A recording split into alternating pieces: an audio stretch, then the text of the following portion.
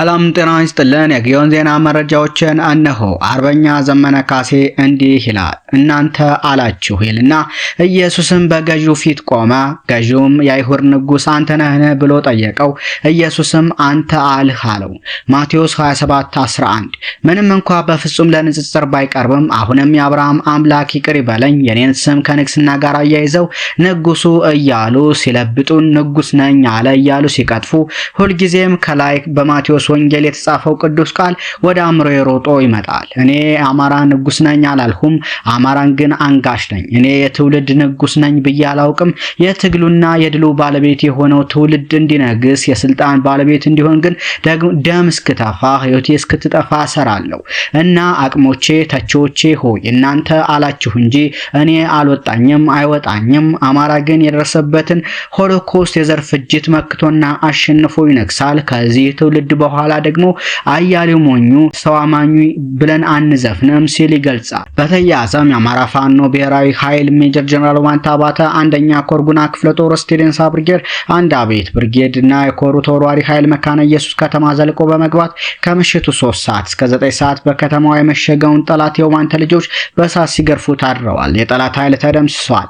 ጠላት የቻለውን ሁሉ የሞከረ ቢሆንም የማይበገሩት ስቴደንሳዎች መስራት ያሻቸውን ሁሉ ለመስራት ግን የበገራቸው አልነበረም። በጠላት በኩል አያሌ ጠላት ሙትና ቁስለኛ ሆነዋል።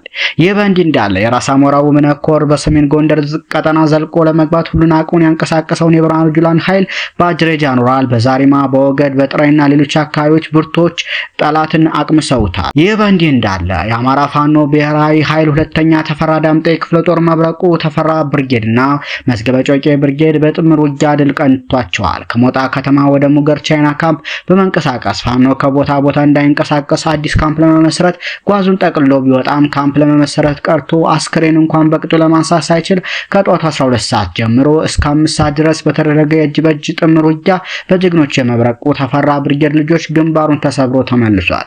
በዚያ ወደ ውጊያ መዝገበ ጮቄ ብርጌድ ከሰዴ በመንቀሳቀስ ሞጣ ደረቅ ወንዝ አካባቢ ውጊያ ያደረገ ሲሆን መብረቁ ተፈራ ብርጌድ ጠላትን አርበድብዶ 15 ሙትና 9 ቁስለኛ በማድረግ ያሰበውን ሳያሳካ አይቀጡ ቅጣት ተቀጥቶ ተመልሷል። እጅግ በጣም መናበብ የማጥቃት ሆኔና ፍጥነት በተሞላበት በዚህ ውጊያ ለግለሰብ ወንበር ጥበቃ ውድ ህይወቱን እየገበረ ያለው የአብይ ገረድ እንደ በግ መንጋ ከሙገር እየተነዳ ወደ መጣበት ሞጣ ከተማ ለመመለስ ተችሏል። ውጊያውን የሁለተኛ ተፈራ ዳምጤ ክፍለ ጦር ወታደራዊ አዛዥ ሻለቃ ታዘበው ስየና የክፍለ ጦሩ ዘመቻ ላመስግናለን እንዲሁም የመብረቁ ተፈራ ብርጌድ አመራሮች በጥምረት መርተውታል ሲል የአማራ ፋኖ ብሔራዊ ኃይል ሁለተኛ ተፈራ ዳምጤ ክፍለ ጦር ህዝብ ግንኙነት ኃላፊ ፋኖ አለሙ መለሰ ብርሃን ገልጿል። እንዲሁ 26 ጠላት ተደምስሷል። 15 ከባድ ቁስለኛ ሆኗል። የአማራ ፋኖ ብሔራዊ ኃይል ራስ አሞራው ውብነህ 3ኛ ኮር የሰሜን ብርቄ ክፍለ ጦር ራስ ደጀን ብርጌድ በደጋ መረባ ከተለያየ አቅጣጫ በመምጣት ያገዛዝ ወንበር አስጠባቂ ካምፕ ሰርቶ ተቀምጦ የነበር ቢሆንም በቀን 11/09/2017 ዓ.ም ከሌሊቱ 9 ሰዓት እስከ 11 ሰዓት በተሰራ የተጠናው ልዩ ኦፕሬሽን 26 ሲደመሰስ 15 ከባድ ቁስለኛ ሆኗል። በዕለቱ በነበረው አውደ ውጊያ መጠነ ሰፊ አካላዊና ቁሳዊ ኪሳራ የደረሰበት ጠላት ከሞት የተረፈው ተበታትኖ ያደረ ሲሆን ነገር ግን ነበልባሎቹ የራስ ደጀን ብርጌድ ፋኖ በዕለተ 12/09/2017 ዓ.ም የተበታተኑን የብልጽግና ወንበር አስጠባቂ ባንዳ እየተከተሉ በማዝራት ሙሉ በሙሉ ደጋ መረባን ነፃ ማድረግ ችለዋል። ኦፕሬሽኑ በታቀደለት ሰዓትና የሰው ኃይል የተሳካና ውጤታማ ሆኖ ተመስግቧል ሲል ራስ አሞራው ውብነህ 3ኛ ኮር ሰሜን ብርቅዬ ክፍለ ጦር ራስ ደጀን ብርጌድ አስታውቋል። በተያያዘም ያገዛዙ አሽከር የነበሩ የሚሊሻ አባላት በቁጥጥር ስር ውለዋል። በሸበል በረንታ ወረዳ የድሃ ከተማ የአማራ ፋኖ ብሔራዊ ኃይል 8ኛ በላይ ዘለቀ ክፍለ ጦር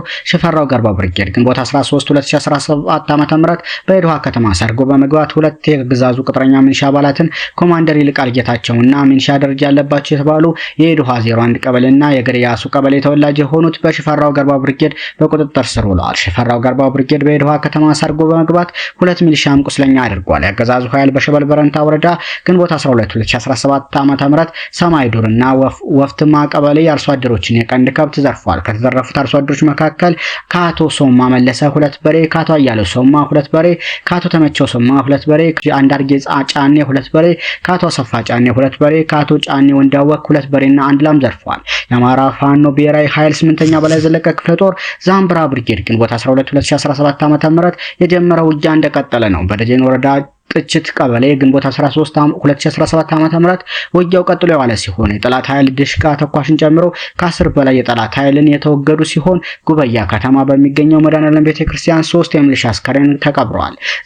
ዛምብራ ብርጌድ የአገዛዙ መረጃ በመሆን የመጣን አንድ ግለሰብ በቁጥጥር ስር አውሎታል። በዚህ የተበሳጨው አገዛዙ ዘራፊ ኃይል ምንም የማያውቁ ለየትኛውም የፖለቲካ ፍጆታ የማይውሉ ንጹሃን አርሶ አደሮችን እየዘረፉና እያሰቃዩ ሲሆን አንድ መንገድ ጥገና ይሰራ የነበረን የሲኖ ሹፌር በግፍ ረሽነውታል። በተጨማሪም ወርቅ አምባ ከተባለች ቦታ ወጣቶችን አፍነው ወስደዋል። ግንቦት 14 2017 ዓ.ም በአማራ ፋኖ ብሔራዊ ኃይል 8ኛ በላይ ዘለቀ ክፍለ ጦር ዛምብራ ብርጌድ በሚያስተዳድረው ቀጠና ደጀን ወረዳ ሙጀን ተስካረ ማርያም ቀበሌ ውጊያው እንደቀጠለ ነው ሲል የአማራ ፋኖ ብሔራዊ ኃይል 8ኛ በላይ ዘለቀ ክፍለ ጦር ህዝብ ግንኙነት ኃላፊ ፋኖ ይበልጣል ጌቴ ገልጸዋል። በተያያዘ መብረቁ ተፈራ ብርጌድ ተፈራ ዳምጤ 2ኛ ክፍለ ጦር በዛሬው ዕለት መብረቁ ተፈራ 5 ሰዓት የፈጀ ውጊያ አካሂዷል። ወጣ ብሎ ሙገር ላይ ካምፕ ለመስራት ቆርቆሮ ጭኖ በከፍተኛ አጀብ የተንቀሳቀሰው የጠላት ኃይል አራግፎ መልሶታል። በውጊያው 15 ጠላት ኃይል ተደምስሶ 10 ቁስለኛ ተነስቷል። ይህ ቀጠና ለጠላት ፔርሙዳ የሆነ ቀጠና መሆኑም ይታወቃል። ሰሞነኛ መረጃዎች እነኚህን ይመስሉ ነበር።